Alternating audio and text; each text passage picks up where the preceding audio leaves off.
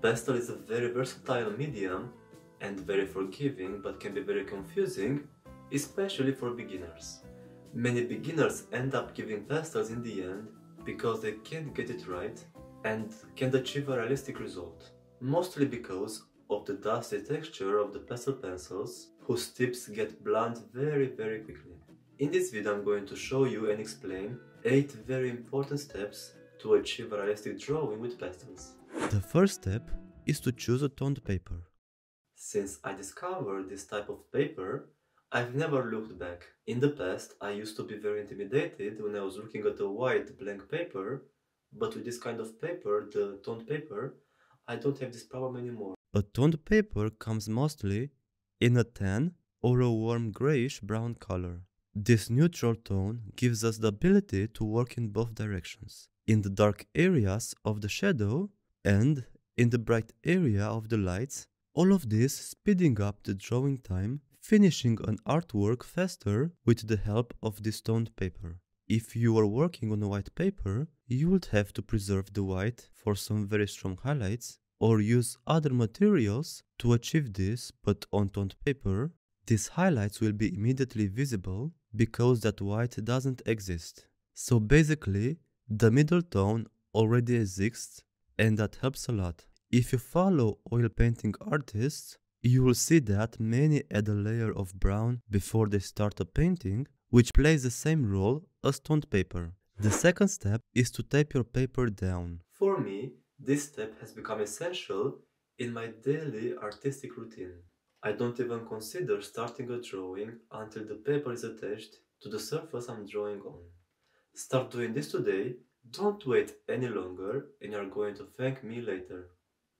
After choosing the desired paper, it's time to tape it down. If you skip this part, you'll need to hold the paper with one hand all the time, which isn't very pleasant, especially when we have tools at hand, like masking tape, which can solve this problem quickly and easily. If the paper doesn't move at all, it decreases the risk of making mistakes, and most of all, making you frustrated and angry. Another advantage of this step is that you'll have that clean edge at the end of the drawing. That's if you add a background to your artwork. After you remove the masking tape, the original color of the paper will remain intact underneath and your drawing will look like it has a frame already. Personally, I find this adds a finished and clean look to the drawing. Step number 3 is to transfer the outline. I'm going to use an embossing tool to create the outline of the drawing. You can use tracing paper for this or make it yourself by adding black or white pastel to the back of a normal printing paper. After taping it to your work surface, place the reference photo over it and do the same with it. You just have to follow the shapes of the reference photo and apply pressure somewhere between light and heavy using this tool. I want to start by saying that I know there is a lot of controversy on this topic and I don't want to start a whole argument about this. I just want to share what makes my job easier and to pass this on to another artists that are just starting out. Everyone is free to choose whether to follow my advice, but I would really like to help other artists. Personally, as a pet portrait artist, tracing the outlines saves me a lot of time, especially that I'm always under a lot of pressure and have many deadlines. I'm always very eager to get straight to the fun part for me, which is applying the colors and creating the details. Sketching doesn't give me a lot of satisfaction and I don't really enjoy doing it, so this step gets me out of that, plus, in the end, I get perfect proportions. What is important and what shows your qualities as an artist is the final result. It doesn't matter how you started the artwork, no one is going to ask you when they see the completed artwork, hey, did you trace the outline of the drawing or did you freehand sketch it? Everyone will focus on the end result and no one will think about the first steps taken in creating that drawing. In short, I don't see anything wrong with tracing, and this won't make the end result any less valuable or artistic. It makes our life easier, so why just not use it? That's why it was invented, for us to use it, right? Step 4 is to pick up the colors beforehand. This step will save you a lot of time and mistakes. If you follow it, you won't have problems with using the wrong colors. Before I start anything, I make sure I have all the colors I need ready.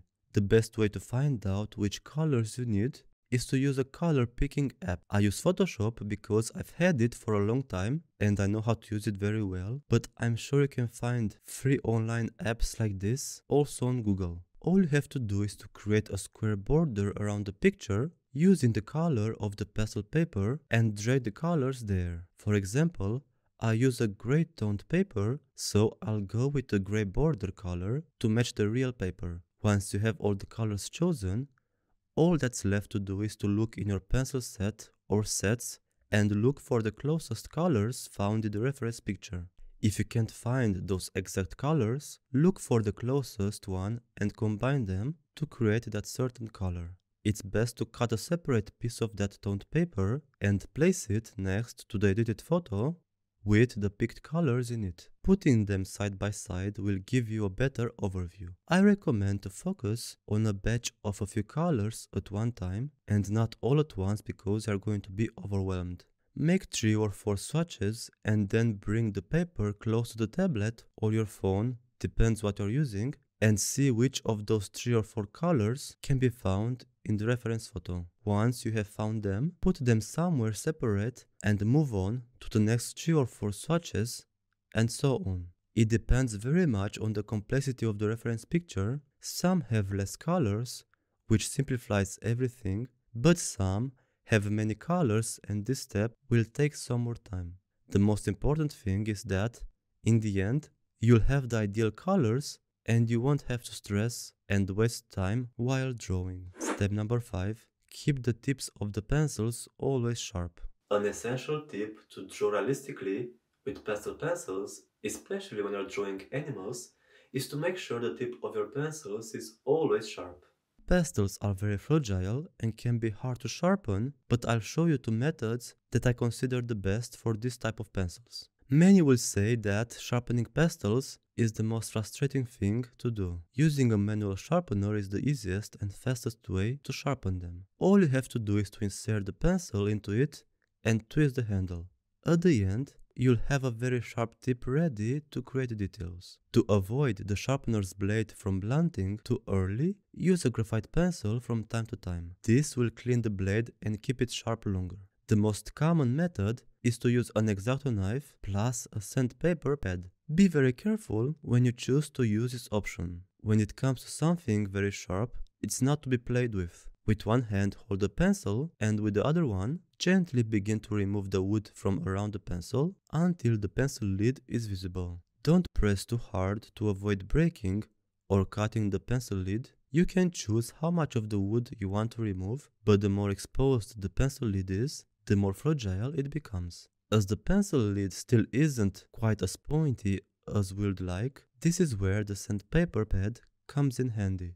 This is a special tool for sharpening pencil lids, so in order for it to work, there must be no trace of the wood of the pencil around it. Holding the pencil very tightly, start carefully to rub the tip against the sandpaper surface until it reaches the desired sharpness. Step number 6 is to build up the layers gradually. Base layers are the foundation of every drawing, and if they are done well, they are going to help you a lot later on in the drawing. They need to be created bit by bit until you get the contrast and the shade you want. I use pastel sticks for this step because it is much faster, but you can also use only pastel pencils, but as they have a very small tip, it will take some time to cover the whole surface. Something very important to keep in mind when working with pastels is to add the base layers gradually. Don't add all the powder at once on the paper because they are going to fill in the texture of the paper and you won't be able to add any layers on top anymore. It's best to start with the darkest shade and gradually work your way up to the lightest, but as this medium is so versatile, you can add light over the dark and the other way around. The most amazing ability of pastels is how easily they can be blended. If you notice that the powder left behind by the pastels starts to move around, try to use your fingers to blend. This is going to give you a smooth effect in the end.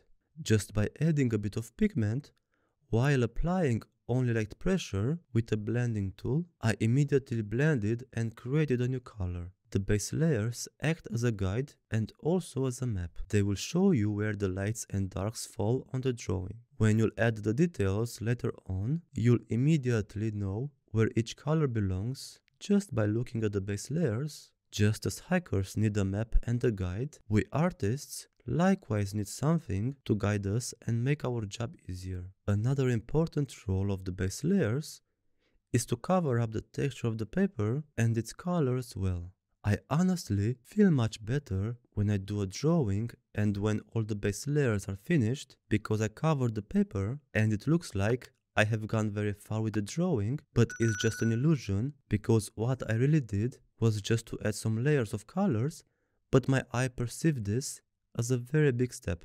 As I just said, this mistake of applying too much pigment will basically ruin your whole drawing.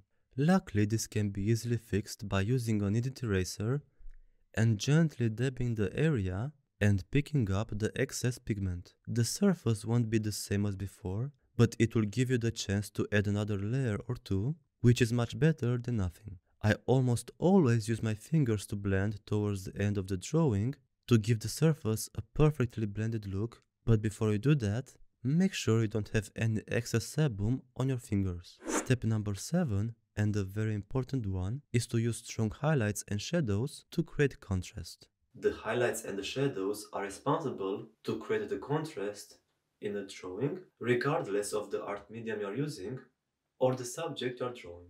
Many beginners don't have enough courage to add contrast to their drawings because they are scared of using a very deep black color. Everything we see around us has a contrast if you look closer and analyze it. This contrast makes everything look real and imposing. Take a look at the plant in your room. You'll notice immediately where the light is coming from and where the shadow is, because where the light is showing, the color will be very bright, and where the shadow is falling, it will be very dark or even black. The same applies to a drawing. In order to create that real 3D effect, you have to bring the same contrast found at the plant in your room onto the paper. Just look at the drawing I'm doing the demonstration on now. Look how changed it is after just a few black and white touches. This results in having a drawing that looks 3D by using a 2D surface. The 2D surface is your paper. This step is much more important than the others and should definitely be considered. Without a well done contrast and where you add the strongest highlights and shadows, it's useless to use that on paper, pick the colors beforehand, or make sure you always have the pencils sharp, because all of this won't help to have a more realistic end result without this important step. All of these steps mentioned in this tutorial work together as a whole to give you the best chance of having a realistic drawing using pastels. I know it sounds scary to use pure black without thinking it's going to ruin your drawing, but with pastels you shouldn't worry that much, as it is very easy to correct just by applying a lighter color over it. If you see some black in your reference picture, don't think twice and applicate it in your drawing as well. This applies to highlights too. The last and one of the most important steps is to just enjoy the creative process. We chose to be artists because we love it and it makes us happy, right? No one is going to pick any hobby that gives them stress and doesn't bring any joy. That's why it is important to enjoy every step of a drawing, because every little thing leads to a great end result. When you draw, you should put your heart and soul into it to have a successful end result. If you don't enjoy creating that artwork, it will show up for sure in the outcome. This also can affect the realism of your drawing. If you can't wait to add all of those fine details and don't have patience for it, then I'm sorry to say that maybe realism may not be the right choice for you. As I said in the beginning of this tutorial, for me sketching and making the outline doesn't give me any joy, but I know that this step has to be done in order to enjoy what comes after that. You could do the same thing. If you don't like doing something and you discover a way to move quickly past that and focus on the parts you like, definitely use it in your advantage. Try at least to start a drawing and follow all these steps, and you'll certainly find that everything will go smoothly and be much easier. Thank you so much for watching my video. If you liked it, please subscribe to my channel and press the bell button to be notified every time a video goes live. I really hope I'm going to see you in the next video as well, and have a nice day wherever you are in this world. Bye everyone!